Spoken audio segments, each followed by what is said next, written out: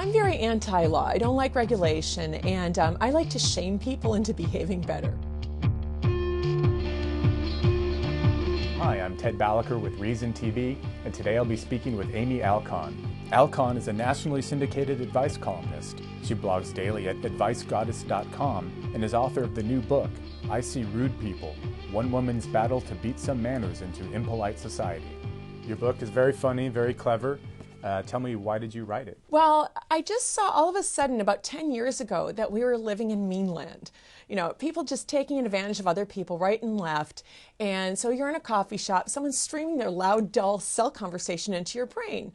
And my feeling is, as a libertarian, your right to stream your loud, dull cell conversation into my ears ends where my ears begin. So shared space, all that, you know, I started to sort of just be an activist against rudeness.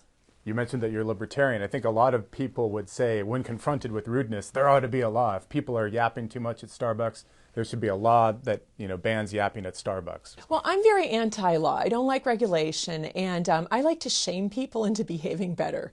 And I think that that's a better deterrent than laws. People break laws all the time, but shame is, I think, a much, much better deterrent, because you're thinking, oh, wait, she put that girl's phone number and loud cell conversation on the internet.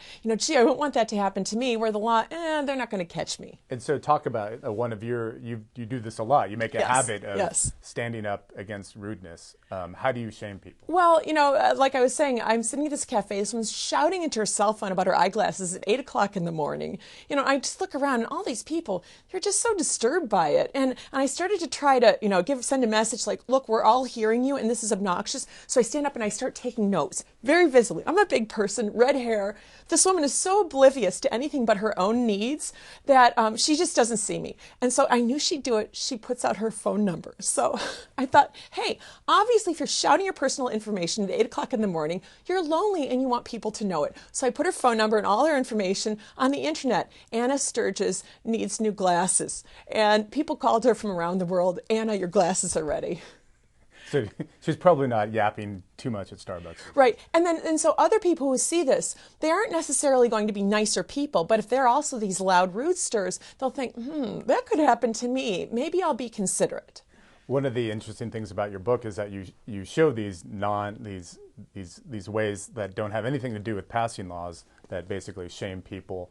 A lot of it has to do with using new technology. Can you tell the story of the woman in the New York City subway who sort of took the law into her own hands by snapping?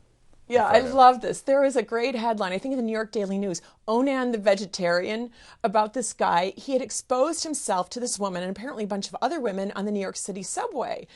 So she pulled her camera phone out of her purse, snapped a photo, and showed a policewoman in the subway who did nothing about it. People have this idea that the police are going to save you and solve your problems. Unless there's a body on your kitchen floor, that's probably not going to happen. You have to do it yourself. So she posted it on Flickr, and I guess like a day later, 12 hours later, they knew who the guy was. They had his picture on the front page of the Daily News, and I love that. I love it. That's going to be more of a deterrent than some, peeper or pervert law in New York. Obviously, it was not a deterrent to this guy. You mentioned Starbucks, things like that. What are the other rudeness hotspots? Oh, people who are rude drivers and, will just, do horrible, horrible things to you on the road. What else? Oh, telemarketing. I hate telemarketing. It's a form of theft. I call it the business of abuse. You have no right to take a phone line, hijack a phone line I pay for, and steal my time to make your marketing costs cheaper. So if you do this to me, I will charge you. I'm not mean to the person who calls me on the phone. I find the honcho of the company they're selling for, find his home number, zabasearch.com, and I call him at home, preferably at dinner time, chew him out for calling me at home, and then I invoice him for use of my time in my phone line and get them to pay me. Has that worked? Oh, yeah. I've gotten hundreds of dollars. And actually, I got the idea from a posting in Hit and Run. Tyler Cowen, the economist, had said, you should charge people, for doing this to you. And so I posted on my blog prices. I think it's $3,773.27 or something for bothering me during my dinner. And the fact that you don't look that up, it's like ordering grilled cheese where there are no prices. It's $45. You ate it. Sorry, you didn't ask. Just because other people don't request that you pay, or demand in my case, hey, you're going to have to pay me. And you demanded and received a $1 restitution from a woman who was stealing your attention. I believe that's how you phrased Right, it. right. I was at this no cell phones cafe I go to, and that sign there, which is all over the place, at the door, on the counter, did not stop her from shouting into her phone at 8 o'clock in the morning, 6 inches from my head. This is an empty place, just her at the table behind me. I'm at this booth. And so I told her there's no cell phone policy, and she, retorted something about my karma. I was going to bad karma. Yeah, whatever, lady. This neo-hippie by way of Neiman Marcus. So she goes out, comes back in, and I said, you stole my attention. My time is valuable. She said, well, I'll give you $1. So I said, oh, cool. I was not mad anymore, because if you're going to pay me, you're not abusing me, you're hiring me. And at that rate, I get $120 an hour for listening to loud, dull conversations, and I'm totally cool with that. What do you say to people who say, well, just loosen up a little bit more? So what if someone's chatting at Starbucks? You go there, it's going to be a social environment. Okay, well, conversations between people, that's fine. I like to be out amongst people. I'm a chatty girl. But actually, it turns out that when there's a one-sided phone conversation, it forces your brain to pay attention in a way you wouldn't if people are having two-sided conversations. Your brain apparently tries to fill in the other side of the conversation. So it's annoying to you in a way two-sided conversations aren't. So what I do is use the internet and modern technology to bring back the constraints of the small town, small tribe, where you would have been shamed and kicked off the island, essentially, for being a jerk.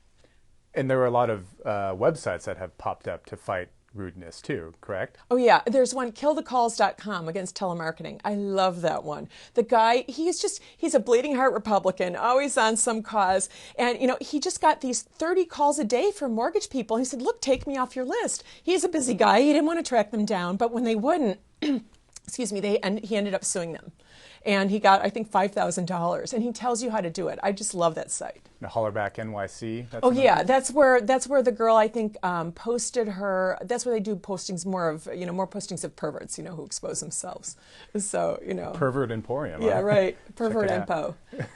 And so I think it's interesting that you draw a lot on evolutionary biology. I mean, the book is very fun and interesting, but it's also grounded in these ideas. Another one is the tragedy of the commons, which will be very familiar concept to econ geeks. Right. How does that play into the foundation of your book? I actually like to call it the tragedy of the in the commons. And that is like the Starbucks example you gave, where people take over a shared space as if it's their own. And so what I bring out in the book is that they're stealing from us. Now, if somebody takes your wallet, it's a tangible thing, it's there and it's gone. But what these people are taking from us is our time, our peace of mind, in the case of loud neighbors, our good night's sleep. And so what I say is that we need to see these things as resources so we can refuse to be victimized by these people. When people think of rudeness, smoking comes up a lot.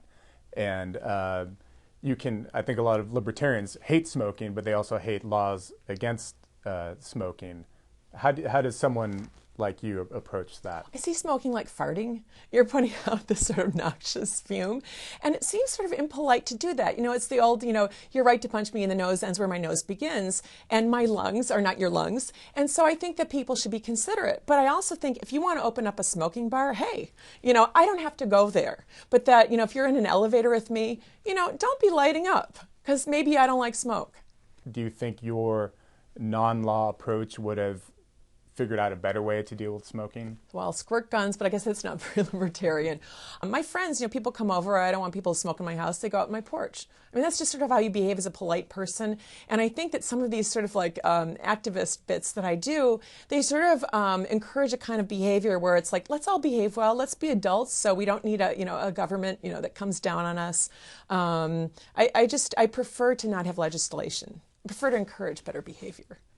And what would you advise our viewers if and when they're confronted with rudeness? What should they do? Well, I'm what's called a costly punisher. I think that's from economics. It means that I will, at cost to myself and at no benefit, sort of enforce things when I feel there's an injustice done. So if you're a person like me and you can speak up, big mouth and all that, tell people, do something, post their picture on the internet if they're doing something flagrantly rude. But if you're not, actually, I say to recognize that basically I figured out that we're rude based on Robin Dunbar's research because we live in societies too big for our brains. And so we're around strangers all the time. You treat strangers differently than friends.